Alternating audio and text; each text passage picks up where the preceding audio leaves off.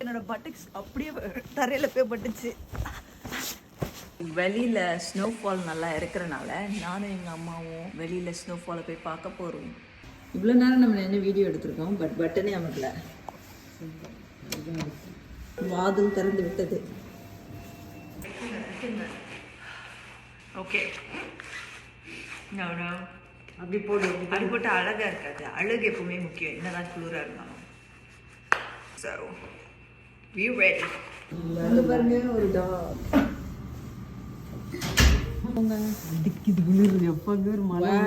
இங்க பாருங்க, என்னம்மா இவ்வளோ ஹைட்டா எலும்பி இருக்கு.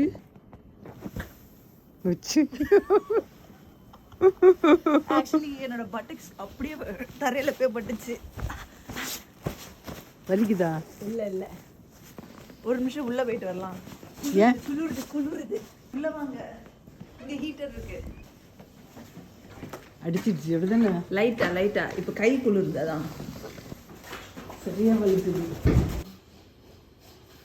நம்ம உள்ள இருந்து கொஞ்சம் குளிர் காய்ச்சி கொண்டு இருக்கோம். எனக்கு ஓரளவுக்கு கை ரெஃப்ரெஷ் ஆயிடுச்சு, வார்ம் ஆயிடுச்சு. Oh my god, get back to the cold. வலிக்குது. பார்த்து நடந்து வாங்க. வலிக்குது. ஸோ இங்கே பார்த்தீங்களா, இது ஆக்சுவலி இன்னுமே இதுவே என்னோட கால் உள்ள புகுந்து இருக்கு. இதெல்லாமே ஃப்ளாட்டாக தான் இருக்கும் பாருங்க. இந்த பக்கம் எல்லாம் க்ளீன் பண்ணியிருக்காங்க. ஏய், நல்லா வழுக்குது. பிஸ்கு சும்மா. ஸ்னோ பால் பற்றி தெரியுமாமா? ஸ்னோ பால். ஏய், ஸ்னோ பால் வரல, எனக்கு கை குளிருது. நானும் கிளவுஸ் போட்டு வந்திருக்கணும். இங்கே பாருங்க, இந்த குளிர்லேயும் ஒருத்தர் காரில் போகிறாரு பாருங்க. இப்போ தூத்து வாரிட்டு இருக்கிறாங்க.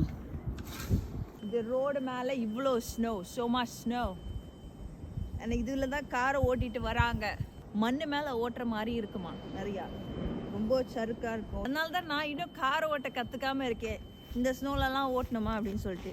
விண்ட்ஷில் அப்படின்னு நீங்கள் பார்த்தீங்கன்னா, விண்டு அடிக்கும் போது அந்த டெம்பரேச்சரை விட அதிகமாக தெரியும் நம்மளுக்கு டெம்பரேச்சர். ஸோ இப்போ -10 இருக்குன்னா விண்ட்ஷில் வந்து -15 இருக்கும். ஸோ நம்மளுக்கு எப்படி இருக்கும்னா -15 மாதிரி தான் நம்மளுக்கு தெரியும். இதுதான் வந்து டொராண்டோவோட ஸ்னோ ஸ்டார்மின் பரிதாபங்கள். வீராப்பா, எனக்கு க்ளவுஸ்லாம் வேண்டாம், நான்லாம் 6 வருஷம் இந்த ஸ்னோ ஸ்டார்மில் இந்த ஸ்னோவில் பழகிட்டேன் அப்படின்னு சொல்லிட்டு நான் எடுத்துகிட்டு வரல. பார்த்தீங்கன்னா கை வரைச்சி போயிடுச்சு. அம்மா பார்த்தீங்களா இன்னும்